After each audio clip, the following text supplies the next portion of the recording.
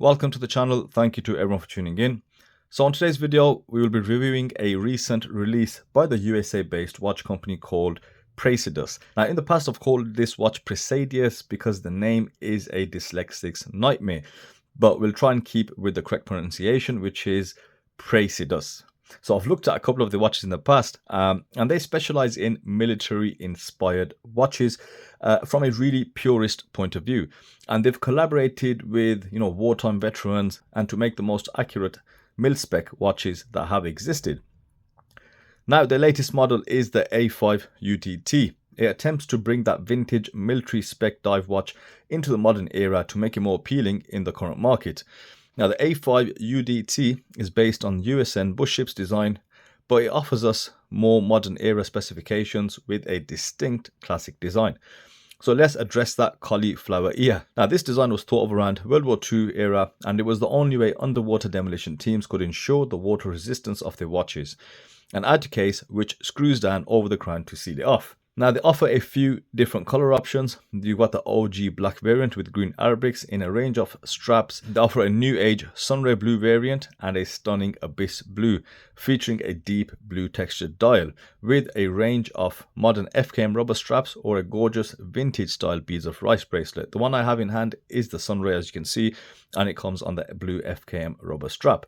Now, additional specifications also include a curved edge domed air coated sapphire crystal, 200 meters of water resistance, and this watch houses a Swiss-made Soprod P024 automatic movement, which is based on the ETA 2824 caliber. Now, the price for this is $645 or £510 for the whole package, and that's minus any customs or shipping fees. Dimensions on the A5 are as below. You've got a 38mm case diameter, and it goes up to 45mm with that huge crown. The thickness is just 12.8 millimeters thick. You've got a lug to lug of 46 millimeters, which is very short and compact. And with a 38mm case, it makes the watch just sit so short and fat. But the lug width is 20 millimeters. Now, the dial on the A5 UDT is very interesting. It looks really well made, and the logo at the 12 and text above the 6, it seems to be slightly raised. Perhaps it was pressed into the dial. And now the Arabics are an off-white, quite a pale blue shade to match that blue sunray. And the dial effect is quite subtle. It's not a very strong sunburst, but you do get that subtle change between the lighter and the darker shades of blue. Now, the handset does really stand out on this watch, which is obviously going to increase that legibility. The syringe hands are finished in a matte silver finish, including that seconds hand, which makes them really stand out, and it also matches that steel case, really complementing that tool watch appearance. Now, the center of the hand stack has been painted black to provide a well finished and clean look, and the handset is also perfectly proportioned. Now, the lume is quite interesting on this one. They state it's Swiss Superluminova. While that's apparent on the handset, it's BDW9. The dial is a lot darker. It is a much deeper blue. And it's something I have to say I haven't seen previously. So also for a diver, I think the lume needs to be just a little brighter. Not by much. But having said that, it still is pretty decent, but nothing which is super bright. Moving on to the case. Now, in terms of the actual design and shape, it is quite attractive. You have very sharp downturn lugs, a very good definition, and there are no sharp edges. You've also got drill lugs and a screw down case back listing the specifications and a logo along with an underwater demolition logo. Now, in terms of finishing, you've got very fine radial brushing on the bezel, which has a beveled slope and looks impressive, housing that curved or sloped edge sapphire, which does show some attention to form by Praesidus. Now, it does make the watch seem a lot more modern and gives it a more premium aesthetic. You've also got radial brushing across the lugs and horizontal brushing along the sides of the case.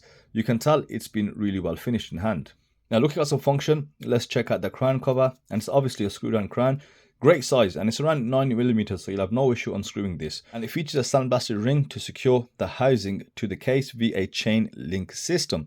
So it's real intricate work, and it does seem pretty solid. Now, the anchor into the case, I'm assuming it's going to be screwed in, but you can see some application of adhesive to further strengthen it and of course maintain water resistance. So I really do like the machining of the whole outer crown, and of course the anchoring system and the intricate links that they have created. Now, moving on to the actual crown, you'll see the application of a rubber O-ring at the base where the cover would screw down.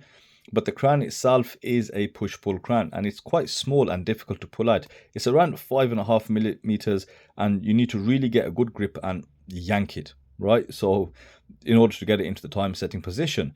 Now, this is my first hands-on with the Soprod P024 movement, so let's see how this one performs on the time grapher. Having put it on the time grapher for a few seconds, it's running at plus 8 seconds a day with an amplitude of 285 degrees and a beat error of 0.5. While that isn't the most precise Swiss made movement I've seen, it's going to be running well within specifications, but it could be fine-tuned just a little more, seeing as it is a Swiss made movement. Now, the rubber strap provided, it's very supple, it's a vintage tropical design, and I'd say it does suit the watch. You do get a really nice taper from the lugger ends, and you even have a machined and faceted buckle. Now, the buckle itself does have a satin brushed A-face with the branding, and you've got polished bevels followed by some more brushing.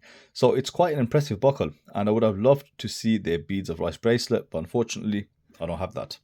So on wrist, the watch does fit very snug.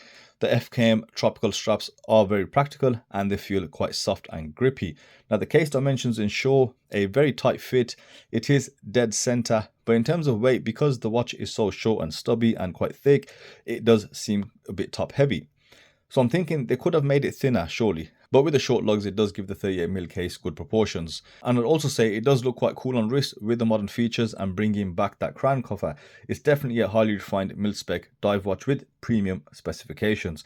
So in the comment section, let me know your thoughts, guys. That's it from me today. Thank you all for watching, and I'll see you on the next video.